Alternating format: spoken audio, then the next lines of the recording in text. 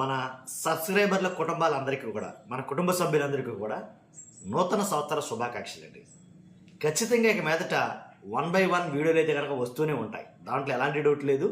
ఖచ్చితంగా ఉన్న వాస్తవాలు ఏంటో రాష్ట్ర ప్రజలకి తెలియజేసే బాధ్యత మనం తీసుకుంటాం. ఇంకోటి ఏంటంటే, ఇప్పుడు మనం చెప్పబోయే వీడియో సంక్షేమ హాస్టళ్లలో వరుస మరణాలపై హైకోర్టు తీవ్ర ఆందోళన అయితే కనుక ప్రకటించింది. తీవ్ర ఆందోళన వ్యక్తం చేసింది. సంక్షేమ హాస్టల్లో మీరు నేను చూస్తున్నాం. సంక్షేమ హాస్టల్లో ఆహారం బాగోలేదని, కలుషిత ఆహారం వల్ల 40 మంది విద్యార్థులు అస్వస్థతకు గురయ్యారని, కలుషిత ఆహారం తిని 50 మంది విద్యార్థులు అస్వస్థతకు గురయ్యారని ఇలాంటి వార్తలు నిజంగా 2025లో చాలా చూసాం. కాబట్టి దాని మీద 2025 ఈ ఎండింగ్లో హైకోర్టు అయితే కనుక తీవ్ర ఆందోళనకైతే గురైంది నిజంగా. ఎందుకంటే సంక్షేమ హాస్టల్లో వరుస ఏదైతే మరణాల పైన ఇంచుమించుగా ప్రభుత్వం ఈ విషయంలో దారుణంగా విఫలమైందని కొన్ని వ్యాఖ్యలు అయితే కనుక హైకోర్టు చేయడం జరిగింది.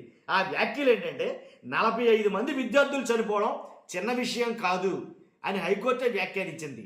ఆంధ్రప్రదేశ్లో సంక్షేమ హాస్టళ్లలో 45 మంది విద్యార్థులు మరణించడం అనేది ఏమాత్రం చిన్న విషయం కాదు. కాబట్టి ఈ విషయంలో మీ ప్రభుత్వం దారుణంగా విఫలమైంది అని అయితే చెప్తుంది.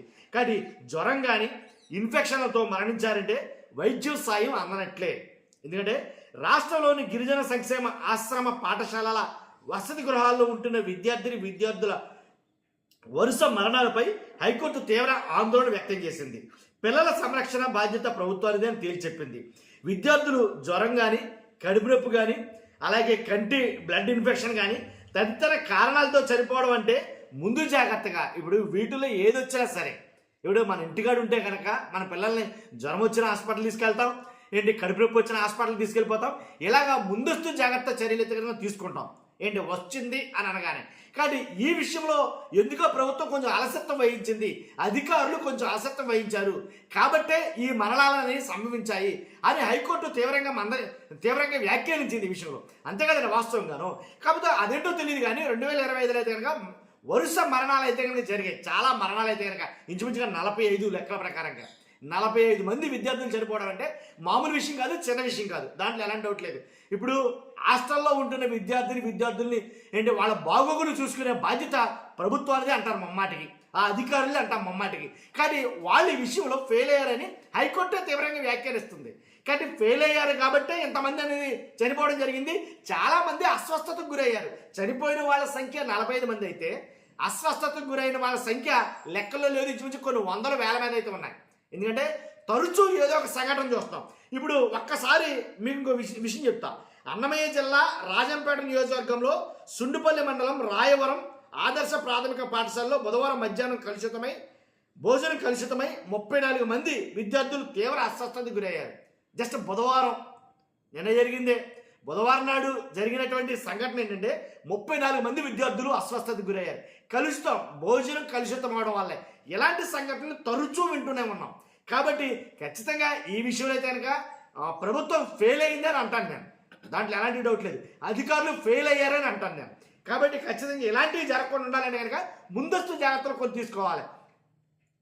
ఇప్పుడు హైకోర్టు ఎవరు చెప్పే మాట ఏంటంటే, ఏదైతే సంక్షేమ హాస్టల్ ఉన్నాయో దాంట్లో ఎన్నిసార్లు మీరు మెడికల్ క్యాంపులు నిర్వహిస్తున్నారు, విద్యార్థులకి తరచూ మెడికల్ క్యాంపులు నిర్వహిస్తున్నారా లేదా, వాళ్ళ ఆరోగ్య పరిస్థితులు సమీక్షిస్తున్నారా లేదా, దానికంటే ఒక ప్రాతిపదిక ఏదైనా ఉందా, ఒక టైం టేబుల్ అంటూ ఏమైనా ఉందా అనేది హైకోర్టు కూడా వ్యాఖ్యానించింది. కాబట్టి ప్రభుత్వం చెప్తుంది ఏంటంటే తెలుసుకుంటాం ఖచ్చితంగా కారణాలు దేనివల్ల, అధికారుల అలసత్వం వలన లేకపోతే వేరే కారణాలు ఏమున్నాయో తెలుసుకుంటామని చెప్పేసి వాళ్ళు చెప్తున్నారు.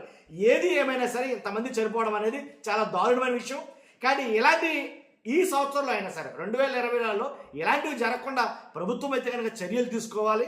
అంతేకాదు ఇది ఆల్రెడీ మనం ఓ మంత్రి మాట్లాడటం మనం విన్నాం. జ్వరం వస్తే మమ్మల్ని ఏం చేయమంటారు?